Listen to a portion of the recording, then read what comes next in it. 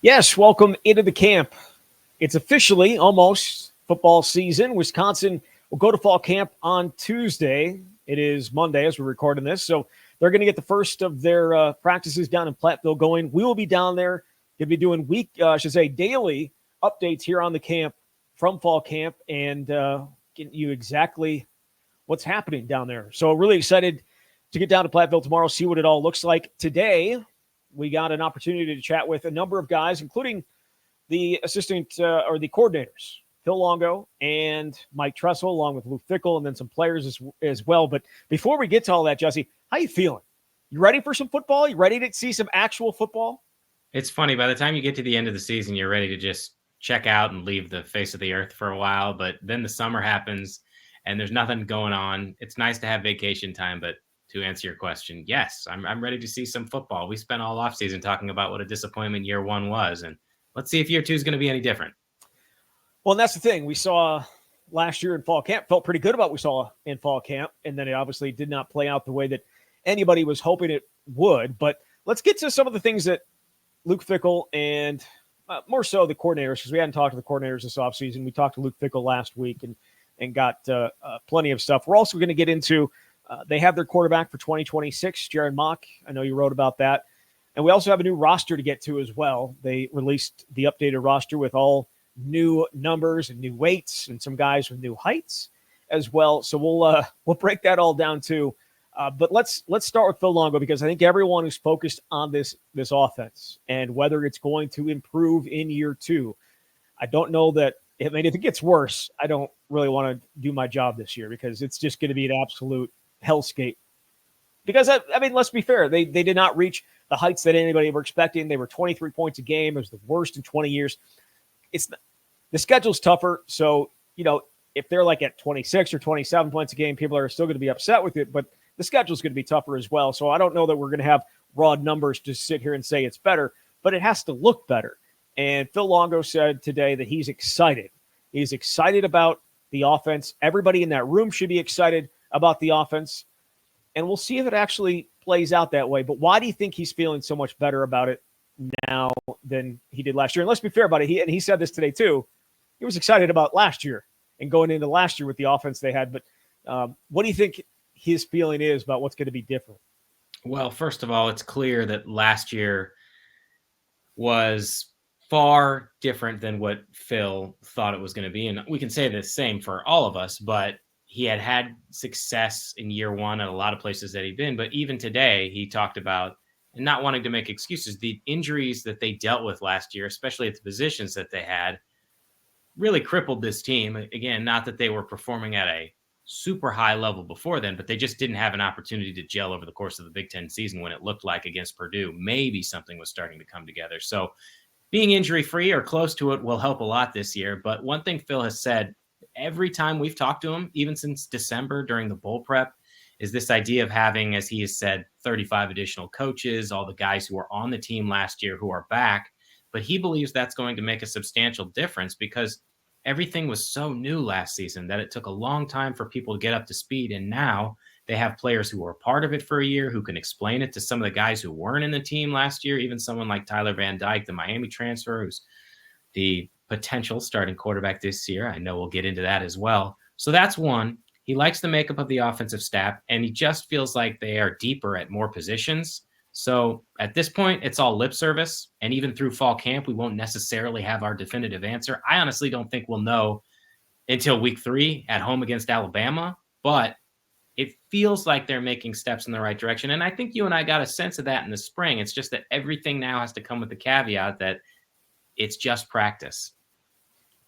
It is. It's just practice, and we have to wait to see if if it's all going to play out and come together the way that we expected it to last year. But yes, the quarterback battle, it is a competition. Someone, I believe Phil was asked whether it's a close competition, and he said, well, all competitions are close.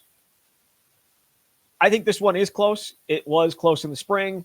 We felt that Tyler Van Dyke took a little bit of a jump.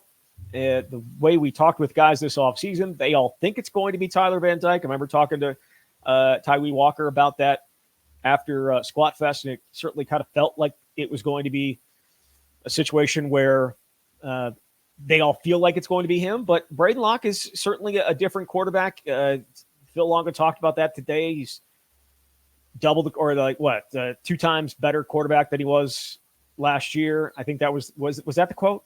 He said he was twice the player. Twice he was the quarterback. And Twice the player he was last year. Right. And I mean, I certainly can buy that, and that's why it's an actual competition, whereas last year was not. But if I'm sitting here on July 29th, which I am, and asked to say whether or not this is going to be Tyler Van Dyke or Braedyn Locke, I know which way I'm leaning.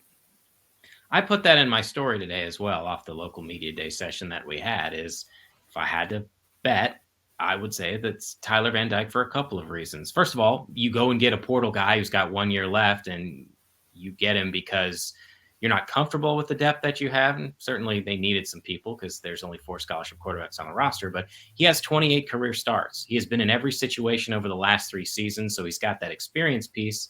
And he's also shown some really good flashes, especially the second half of the spring. I felt like is when he started to separate himself. Certainly during the last scrimmage that they had, he looked very good. But Braedyn Locke deserves a lot of credit because he could have gone into a shell and been disappointed that, oh, this isn't my team. I waited a year behind Tanner Mordecai. But those two guys, and maybe it sounds cliche, but they really seem to be pushing each other, which is going to make both of them better and the group as a whole. I thought it was interesting when Phil was talking about what some of the differences are, and it may seem obvious, but we know Braedyn's biggest attribute has been his film study, his understanding of offenses and quarterback play, and Phil described him as a savant. But that understanding has increased substantially in year 2, and it's also forced Tyler Van Dyke to get into the film room and better understand what he needs to do. Otherwise, he'll kind of be left behind in that area by Braedyn. And then obviously what Van Dyke possesses is a massive arm. And that was one of the things Phil mentioned as well, is Van Dyke is the kind of quarterback, and we saw this in the spring, he can be late on getting to a window. And because he has such a strong arm, he can get it there and give the receiver a shot. Whereas that's not necessarily Braden's biggest skill set. In fact, sometimes, as we talked about last season, it looks like he needs to get everything into a throw to get it there. But he has that ability to make every throw. So I do think it's going to be Van Dyke, but we are probably going to see, especially in the first week of fall camp, a rotation, just like we saw in the spring, where you've got one day, one guy's going with the 1s and one guy's going with the 2s, or maybe they're just flipping every few series. I would imagine by the end of our time in Platteville, and absolutely by the 3rd week, when they have some open practices in Madison, that we will know the direction they're headed, because they need to know to get ready for the season opener and the rest of the year. Right. And we're not going to get an announcement or anything like that. We're not going to get, oh yeah, it's going to be Tyler Van Dyke, or it's going to be Braedyn Locke, or anything like that. It's, if you've been at practice, you'll know. And hopefully, which I've mentioned a number of times, every time someone says that, hopefully it's not 2014 all over again, where we all thought, and based on everything we saw, Joel Stave should have been the starting quarterback against LSU, and it turned out to be Tanner McAvoy. And we were told by Gary Anderson that anybody that had been at practice would understand the way it was going. No, that was not. That wasn't how it played out for us that year. But however year 1 played out, I still feel more confident what comes out of Phil Longo's mouth, what comes out of Phil Longo's or Luke Fickell's mouth, than I do about what came out of Gary Anderson's mouth on a daily basis. Best crazy season I've ever covered. When you really think about it, and this is a topic for another day, there have been some insane seasons even in the last decade or so. 2022 might be number 1, but 2014 was just bonkers for all sorts of reasons. But yes, the quarterback situation is right at the top. Yeah, I mean, absolute bonkers was 2014, considering it's also the best individual performance in a season I've ever seen, with what Melvin Gordon did that year, to have it happen around the circus that it kind of felt like at times, where you have Joel Stave, them saying Joel Stave's hurt, or I should say them putting out a thing saying Joel Stave's hurt, and then him like being, no, that's not true, I'm not hurt at all. And yeah, that was a crazy time. That was a good time. Missed Gary Anderson, right? Do you miss that craziness? I think Barry Alvarez doesn't. But look, they moved on. They have a coach now that maybe will be here longer than 2 seasons. I think a lot of people hope so. I'm not expected to sit there in December and be getting ready to go to Marquette for a basketball game, and all of a sudden have breaking news that Gary Anderson's leaving for Oregon State. So I don't know that we're going to see Luke Fickell. Well, I guess you never know. This is a crazy world, and it could be like, yeah, Luke Fickell's leaving for this, but I don't think so. I don't think so at this point. The other things that stood out for me on the offensive side of the ball, talking to both Braedyn Locke and Tyler Van Dyke, is they both feel confident that it's going to be them. I don't know. Maybe they didn't say that, right? But I think that they both feel comfortable. But I think the one thing that stood out for me was, in terms of what Braedyn Locke said, was he's got some urgency in his career. And I wondered what he meant by urgency. Like, in my own mind, when I'm thinking he's got urgency, he's like, I want to be the starter now, or I need to go somewhere else to be the starter. I don't know that was when he first said it. I'm like, that's kind of how I took it. I think he just meant he's at a point in his career. He's in his third year, and he feels like he should be further along and being in a spot where he can be the team leader and be the face of the program. And it was such a short starting spot for him last year, those 3 games.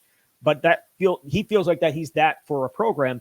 And so this fall camp is kind of his opportunity to grab that and move on, because if he ends up winning this job, he's got 2 more years after this. You know what I mean? Like, if he plays well, this could be his team. If he doesn't, if he loses this battle, then it's another year where they could potentially bring in another quarterback in the transfer portal, because that's just the way that college football works. And he can't put his stamp on it. So I feel like this is obviously Tyler Van Dyke's last year, but it's also so big for what Braedyn Locke's career could be.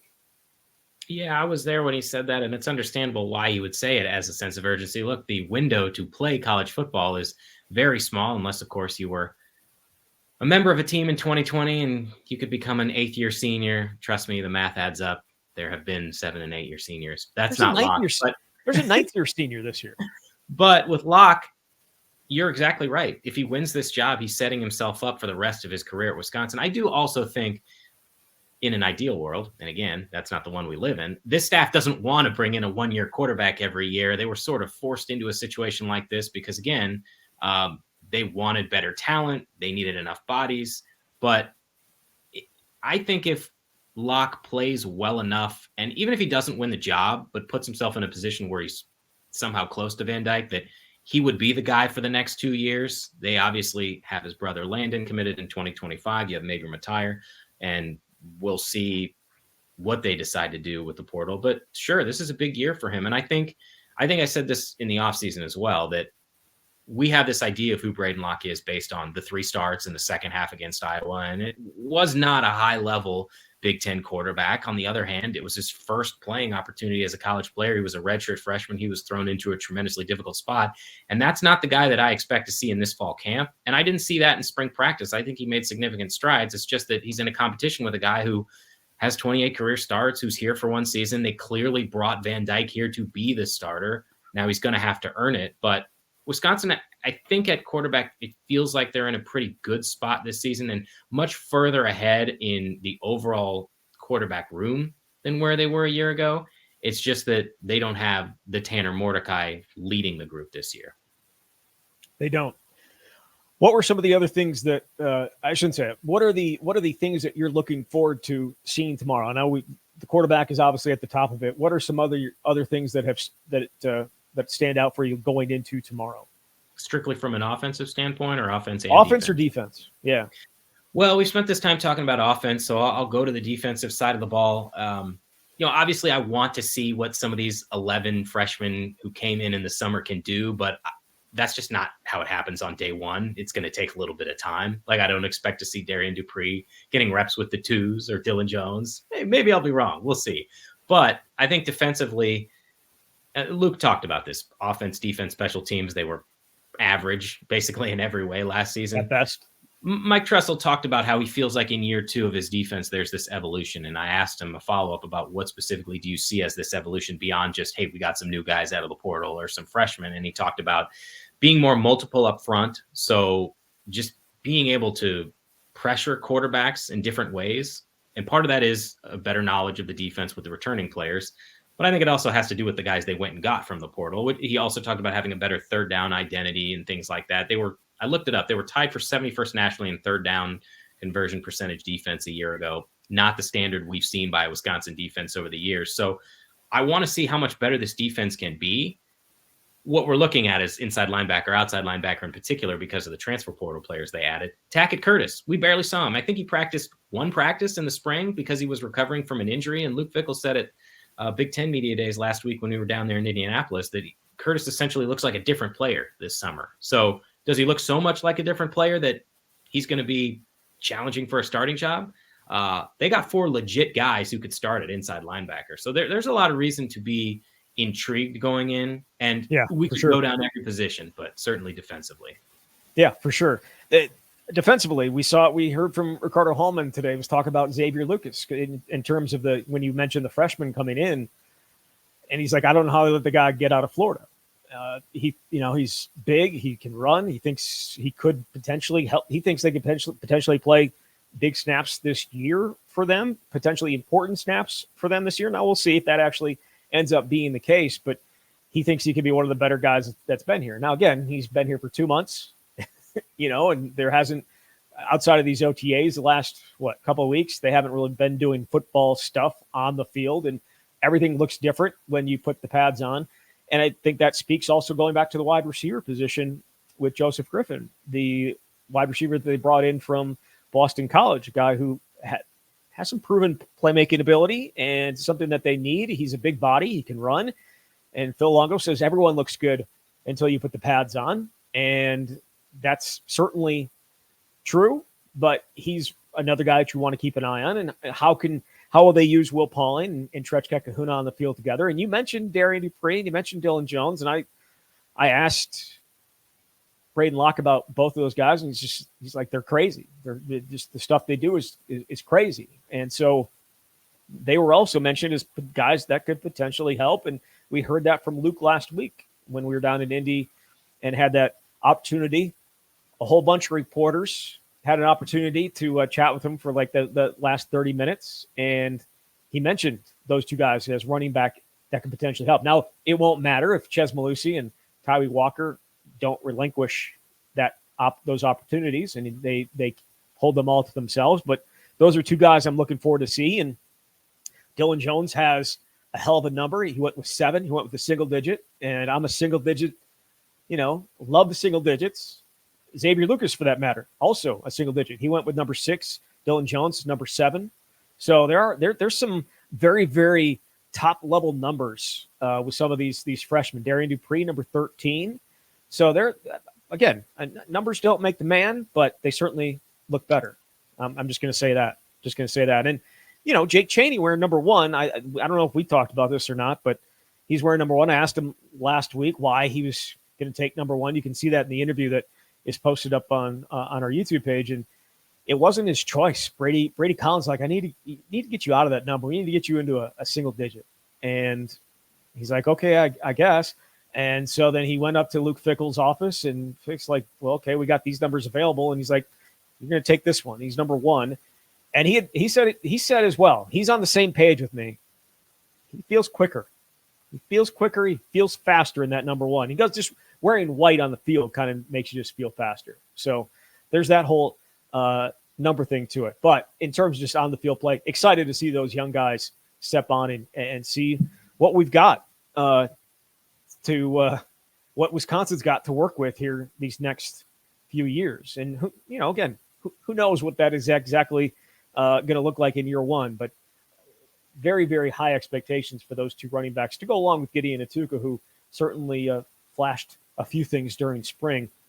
I thought the other one notable thing that we got to talk with these guys, we got to talk to Will Pauling late today, and someone was asking him about Platteville, and he mentioned that they all have roommates, and he was asked who his roommate was, and his best friend on the team is Quincy Burrows, by far. I mean, they do everything together. They came from Cincinnati together. They're very, very good friends. And he goes, surprisingly, it's not Quincy Burrows. It's Kyan Berry-Johnson. And this was apparently something that Kenny Guyton, the wide receivers coach, said that, I want you to be with him, and you kind of not drag him along, but make sure he's doing all the right things. And there were times in the spring that maybe he wasn't doing all the right things, not necessarily on the football field, but maybe off the field, and it kind of slowed his development a little bit. But I think they feel so good about where Will Pauling is as a leader and where he is on the field that kind of having Kai and Barry Johnson with him to just show him the ropes and show him the way to do things. I thought that was kind of interesting. So, yeah, I think it's the typical freshman things when you're an early enrollee, like going to class. I mean, I can remember what it was like for me when I was a freshman in college, and I certainly wasn't under the microscope that these guys are. But I think it's a really good move by Kenny Guyton, just because Barry Johnson's got a very bright future. I mean, we've talked about the slot receivers that they've been able to bring in, certainly starting with Will Pauling and then Tretch Kahuna and Kai and Barry Johnson. And I thought in the opportunities that Barry Johnson got in the spring, he made the most of them. It's just that, look, you got Pauling, who had 74 catches last year, and Tretch Kahuna, who looks like, is it fair to call him the potential breakout star? I mean, can we say that when he had his breakout game already in the bowl game? He only caught 4 passes, though, so it just feels like the 1-2 combo there, however they use it, is very strong. But you want to be able to pay this forward and put Barry Johnson in a position to succeed. So I think it's a really good idea. And they're going to be in Platteville for 2 weeks instead of 1, so they're going to get to know each other very well. I think it's been interesting that you ask every single person about Platteville and going down to Platteville and what it's about. And the first thing they mention is food, which I totally get. But like the positives, it feels like some of these guys are just like, yeah, I don't really want to go to Platteville for an extended period of time. Again, it's a good team building. There's no doubt about that. But like, it's bunk beds, I guess. And it's just it's a different living situation than they're probably used to. I shouldn't even say probably, definitely used to, for sure. But look, it's the way that Luke Fickell wants to do it. He thought last year was good and doubling up on it this year. And it sounds like it's going to be years in advance going forward. Speaking of the roster, you had a chance to go through it earlier today. And we always like looking at some of the freshmen, how big they are, and then also what guys made the biggest jumps from spring to fall, because I was told this, they only like weigh them like 3 times, right? Like it's before fall camp, it's during right before winter conditioning, and it's right before spring. So like those are the only times we get updates on it. And were there any particular ones that stood out? Because in terms of like scholarship guys, because that's usually what you're looking for when you first look at it. You're like, are there any scholarship guys gone? Are guys that we thought were going to be here not here? And I didn't notice any of those guys. Like, I don't think that there's anybody that stood out on that respect, but certainly some of the weights and heights of guys did kind of jump out at me. For you, what do you got? Yeah, I put this in my story for today. Usually this time of year, I try to do the roster updates by going through and saying, here are the guys who gained at least 5 pounds from the last roster we received, and here are the guys who lost at least 5 pounds. So I'm doing this off the top of my head, but since I just filed the story, I think I can remember. So the ones with the biggest gains, or at least the ones that stood out to me, James Duran gained 15 pounds. He was listed at 290. And again, the last roster we had was in the spring, so not all that long ago, but you had clearly the entire summer to put yourself in better position. So he's plus 15. Barrett Nelson is plus 14. And Kevin Haywood gained 13 pounds. He's a big boy as a true freshman. He's now 325 pounds. So 6'8". Yeah. So from an offensive line standpoint, those were the 3 that stood out to me. Now, just because you gain 13, 14, 15 pounds doesn't mean you're going to be dominant in this year. But I think it's noteworthy. James Duran was a 4-star prospect in the 2023 class and initially came in as a center. I think he was playing backup left guard in the spring. Got a ton of talent. I don't know where he fits into this mix, but we know that they've got a strong top 5 and need to figure out some depth and build out experience with that second group. Could he be in that mix? Barrett Nelson is very interesting to me because we didn't see him at all in the spring. He was coming back from an injury. And now we know, after talking to Luke last week, that Leighton Nelson, one of the guys that they brought in from Vanderbilt to potentially fill a hole in the second group, could potentially be out for the season. So does that open a door for Barrett Nelson, who could be a swing player at one of those spots? He's one to watch. And Haywood, man, one of the true freshmen that he and Thomas Heiberger, I think, were 2 of the true freshmen that I was most impressed with. And there might have been 1 or 2 other guys, but like, he was your second team left tackle behind Jack Nelson, in part because they needed bodies and he was thrown into the fire. But there's a reason AJ Blazik says he's got loads of big time potential, and maybe he even breaks in this year. So those were 3 that stood out. There's a few more, but what are your thoughts on hearing those three guys and their weight gains? Well, no, I think obviously Kevin Haywood is a man among boys. We were kind of talking about this with AJ Blazik. Was these guys are so much more ready to physically to compete as offensive linemen, where usually that was never the case. It was usually they had to get not just better physically, but also technique-wise. And techniques is still a thing. When we talked to Riley Malman, he's still working through some of his technique stuff, even being in his third year as a starter. But the physical aspects of it, he's ready to go. Emerson Mandel, you go and look, he's 310. He's ready to go. A lot of these guys physically are ready to go. Can they help them if they're technique-wise? And because Kevin Haywood came in early, he's got that ability, or I should say he's got that time, that 15 extra practices and that time during winter conditioning that they didn't get, right? That some of these other guys that are coming in and out did not get. And Barrett Nelson didn't take part in spring at all either, as he was coming back from an injury. I think he could be, certainly he was their backup right tackle last year. Could he be a swing guy that could play right or left tackle if someone were to go down? Or would they roll with Kevin Haywood? I know that probably isn't always what you want to do. And we saw Joe Brunner and we saw Joe Huber, for that matter, work at left tackle and right tackle respectively in the spring, just in case, because they probably feel pretty good about JP Denshaw being able to come in and help out. But yeah, I mean, the size of guys is impressive, and Kevin Haywood physically is as impressive as any player along the offensive line that they've ever had. He's big and he's strong, and there was a reason why everyone was so excited that they got him, and it was such a huge gap because of, I know we've already talked about this, but losing guys in state had to go out of state, and it turns out these boys are pretty good. These boys are pretty good. Yeah. There's a few. Go ahead.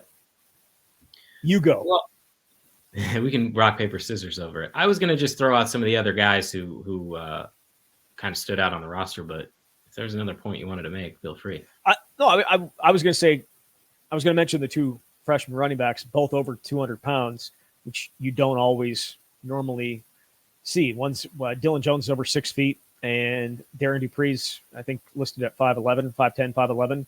So that the other part of this is, are these heights real?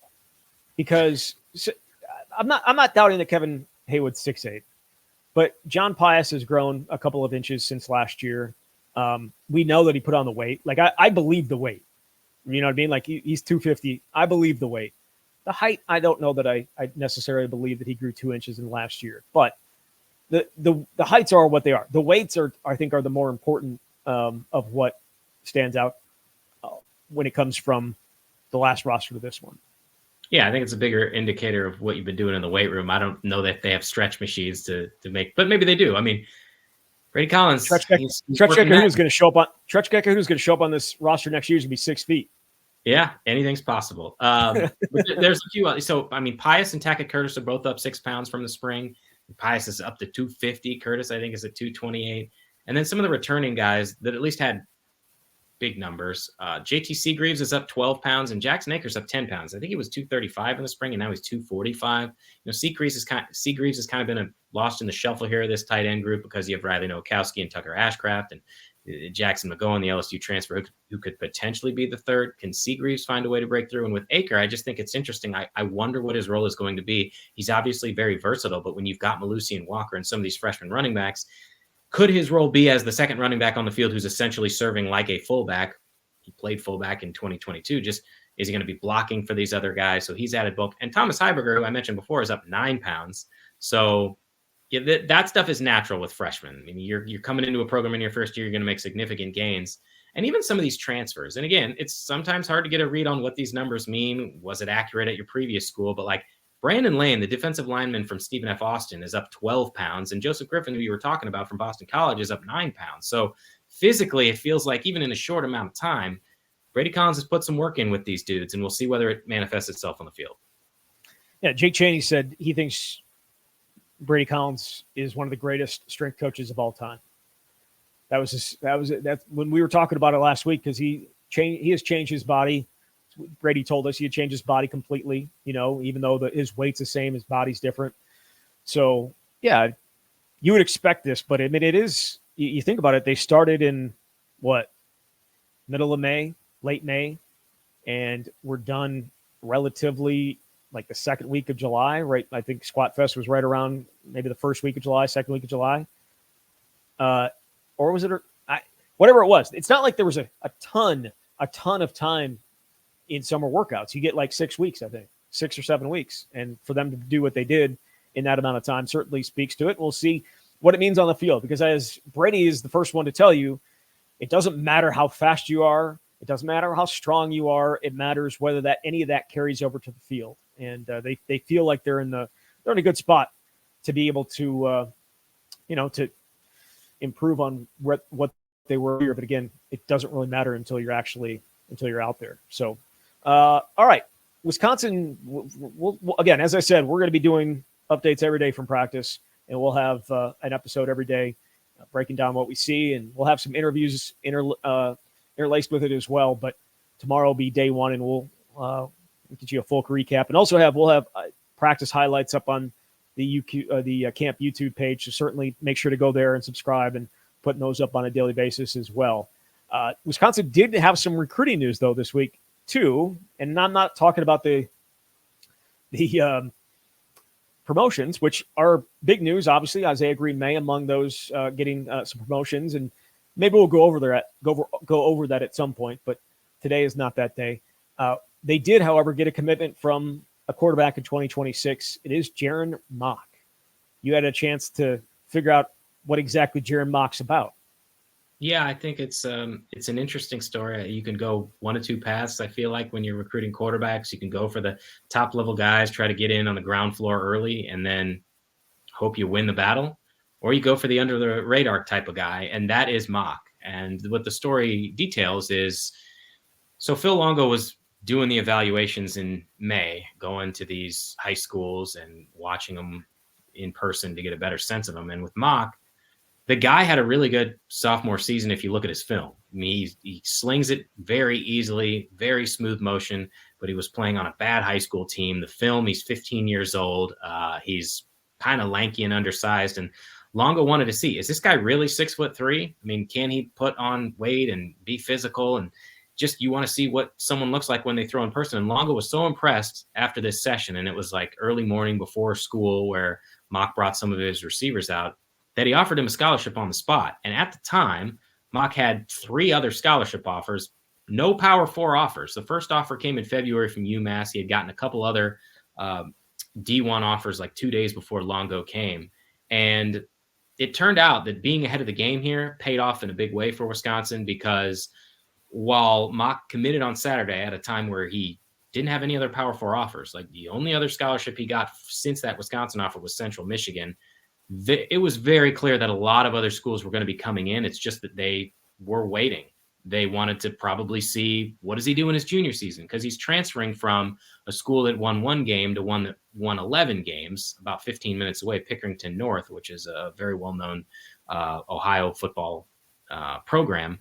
And now Wisconsin has him. He made 2 visits to Madison. He participated in a camp last month, and then he came for this big recruiting weekend and ultimately committed. So they're banking on Longo's evaluation. Longo liked the fact that he's got the size, that he can make all the throws, that he can run the RPO action that Wisconsin wants to run. I think the issue is, as always in recruiting, signing day for the 2026 class isn't for about 16 months. And it seems clear to me that a lot of other programs are going to be pursuing him and probably offering him scholarships. Even when I talked to his dad, they were still in Madison on their way back on a Sunday morning. And he said there are schools calling him right now to try to get him to come up and visit. That's just how recruiting is. So on one hand, it's good that Wisconsin got its first commitment in the 2026 class and that it's a quarterback, as he can kind of spearhead the recruiting. On the other hand, it's far from over.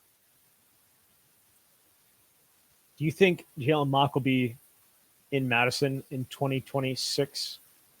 I think, sure, I'll say Jarin Mock will be here. I asked his dad specifically about that, and what's he going to say? He can say what's on his mind now. He talked about how the word commitment in their household means something, and he has an older brother that's 6 years older who played Division II football in West Virginia, and that is where they're headed. Again, we'll see.